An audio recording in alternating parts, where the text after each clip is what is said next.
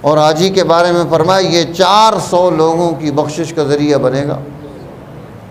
یہ 400 لوگوں کو جہنم سے نکال کر جنت میں لے جانے کا ذریعہ بنے گا۔ اس لیے اب اس نے اپنے حج کو قائم بھی رکھنا ہے، اس حج کی تاثیر بھی اپنے اندر پیدا کرنی ہے، اور اس کے مطابق سوسائٹی میں اپنے ارد گرد رہنے والے لوگوں کو دین پر کھڑا بھی کرنا ہے، استقامت ان میں پیدا کرنی ہے۔ اور اگر وہ خود ہی بھول جائے، واپس آ کر وہی کام ہو رہے ہوں جو پہلے ہو رہے تھے، تو حاجی اپنے اندر ایک تبدیلی پیدا کر کے آتا ہے۔ اسی لیے حضور علیہ السلام نے فرمایا لین الکلام، اب اس کی گفتگو میں نرمی پیدا ہو جائے گی، وہ سخت گوئی، وہ ترش روئی، وہ بد اخلاقی، وہ گالم گلوچ اب حاجی کی زبان پر نہیں آئے گا، کیونکہ وہ اللہ کے گھر کا دیدار کر کے آ رہا ہے۔ وہ پھر بھی ایسا کر رہا ہے تو اس کا مطلب ہے اس نے دیدار کیا ہی نہیں۔ لین الکلام، افشاء السلام، وہ سلام کو عام کرے گا،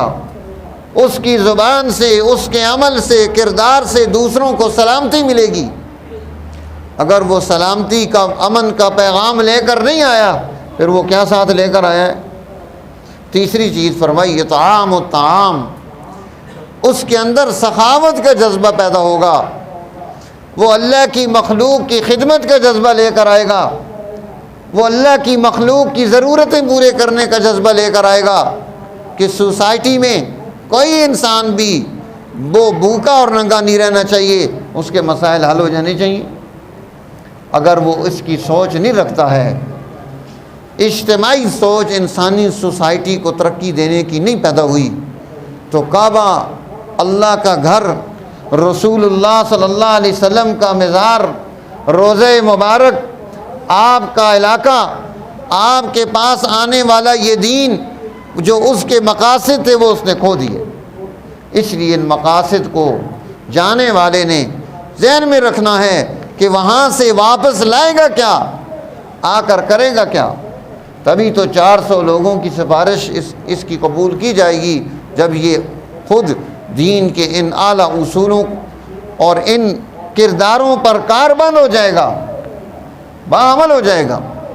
اس لیے میدان عرفات میں وقوف عرفہ، وہاں ٹھہر کر اب وہاں کوئی لمبی چوڑی عبادت نہیں کرائی، اسے سمجھایا گیا اللہ کے حکم کو مان لینا یہی عبادت ہے۔ اور مغرب کی آذان تک جب سورج وہاں غروب ہو رہا ہے،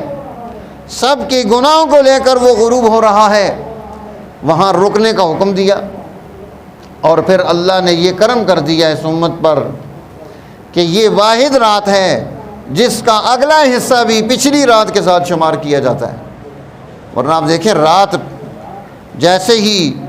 دن شروع ہوتا ہے وہ مغرب سے شروع ہوتا ہے، اور صبح جب سورج نکلتا ہے وہ دن ختم ہو جاتا ہے۔ اسی لیے آپ رمضان شریف کی تراویح پہلے پڑھتے ہیں اور روزہ بعد میں رکھتے ہیں اگلے دن،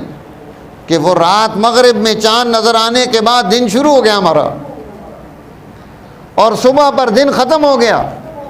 لیکن اللہ کی کرم نوازی دیکھیے کہ میدان عرفات میں پہنچنے والوں کے لیے سہولت رکھ دی کہ اگلا ٹائم بھی اس کا اس کے ساتھ شامل کر دیا کہ ایک آدمی وہ مغرب کے وقت ٹائم اس کا ختم ہو رہا ہے، لیکن وہ مغرب کے بعد وہاں آ جاتا ہے میدان عرفات میں، عشاء کے بعد آ جاتا ہے، رات کو 12 بجے آ جاتا ہے، سحری سے پہلے پہلے وہاں پہنچ جاتا ہے، تو اللہ نے اس اگلی رات کے حصے کو پچھلے دن کے ساتھ شمار کر دیا۔ اس کا وقوف ہو جائے گا، اس کا حج قبول ہو جائے گا۔ اس لیے تمام لوگ جو وہاں ہیں، بوڑھے، بچے، بیمار، اسپتالوں میں پڑے ہوئے حجاج، وہ جس حال میں بھی ہیں، ایمبولینس میں پڑے ہیں، ان کو اٹھا کر وہاں لے کر جاتے ہیں کہ وہاں سے چکر لگا کے واپس آ جائے، اس کی حج کی پریشانی نہ ہو۔ اب جب یہ یہاں سے مزدلفہ میں پہنچے گا، یہاں حکم دیا اب پہلے آ کر مغرب کی نماز ادا کرے، پھر اس کے بعد عشاء کی نماز ادا کرے، رات کو وہاں ٹھہرے، وقوف کرے،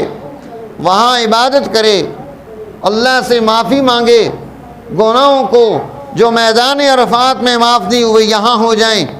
اور یہاں پر اس نے اب کنکریاں اٹھانی ہیں، اپنے پاس جمع کرنی ہیں۔ پہلے دن اس کو 7 کنکریاں چاہیے، اور دوسرے دن اس نے دوسرے اور تیسرے دن اس نے اب تینوں شیطانوں کو 7 کنکریاں مارنی ہیں۔ اس کے مطابق وہ وہاں سے جمع کر لے گا۔ جمع کی ہوئی کسی کی دی ہوئی کنکریاں نہیں لینی چاہیے، اور پھر میدان عرفات سے نکل کر مزدلفہ میں پہنچ کر جب سیری شروع ہو اس وقت سے لے کر سورج کے نکلنے تک یہاں پر اس پر جو ہے اس کا قیام ہے کہ اس نے یہاں اتنا ٹھہرنا ہے۔ بعض لوگ صبح سحری کے وقت ہی مزدلفہ سے نکلنا شروع ہو جاتے ہیں، تو یہ واجب ہے یہاں پر اتنا ٹھہرنا کہ سورج نکل آئے۔ اگر وہ اس سے پہلے نکلے گا تو اس کو ایک دم دینا پڑے گا، یعنی ایک بکرا اللہ کے راستے میں دینا پڑے گا۔ اس لیے لوگوں کو نہیں دیکھنا چاہیے کہ لوگ کیا کر رہے ہیں، اپنی معلومات درست کر کے جانا چاہیے کہ میں نے کیا کرنا ہے۔ اب وہاں پر اتنی دیر ٹھہرنا، اور اس کے بعد آگے آ کر اب اس نے بڑے شیطان کو کنکریاں مارنی ہیں۔ جب اس نے اس کو کنکریاں مار دیں، یہاں تک اس کا تلبیہ چل رہا تھا، لبیک اللہم لبیک لبیک لا شریک لک لبیک ان الحمد والنعمت لک والملک لا شریک لک۔ یہاں تک، یہاں پہنچ کر جب وہ بڑے شیطان کو کنکریاں مارنا شروع کرے گا، اب تلبیہ موقوف ہو گیا، یہاں پر تلبیہ اس کا ختم ہو گیا۔ اس کے بعد اس نے اگلے کام کرنے ہیں، یعنی کنکریاں مارنے کے بعد اب اس نے قربانی کے عمل کو اختیار کرنا ہے، سر مڈانا ہے، اور پھر اس کے بعد اس نے طواف زیارت کرنا ہے جو اس کا اگلا فرض ہے۔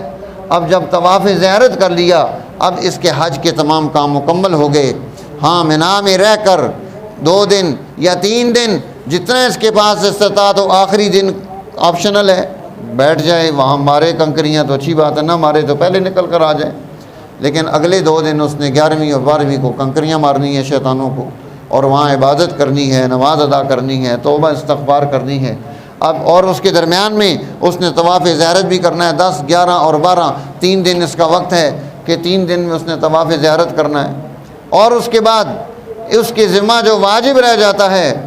وہ الوداعی طواف ہے کہ آخر میں آنے سے پہلے الوداعی طواف کر کے آئے، لیکن اس کو اینڈ تک نہیں چھوڑنا چاہیے، کہیں بیمار ہو جائے، کوئی اور مسئلہ ہو جائے، وہ پکڑ کر گھسیٹ کر پہلے لے جائیں گاڑی والے کہ چلو ٹائم ختم ہو گیا، ہم نے نکلنا ہے یہاں سے، ہوٹل والوں نے گڑبڑ کر دی، اس لیے الوداعی طواف بھی پہلے کر لینا چاہیے، بعد میں پھر طواف کرنے کے لیے جاتا رہے، کوئی حرج کی بات نہیں ہے، لیکن واجب ادا ہو جائے۔ اللہ جل جلالہ ہمیں حج کو سیکھنے کی، شوق رکھنے کی،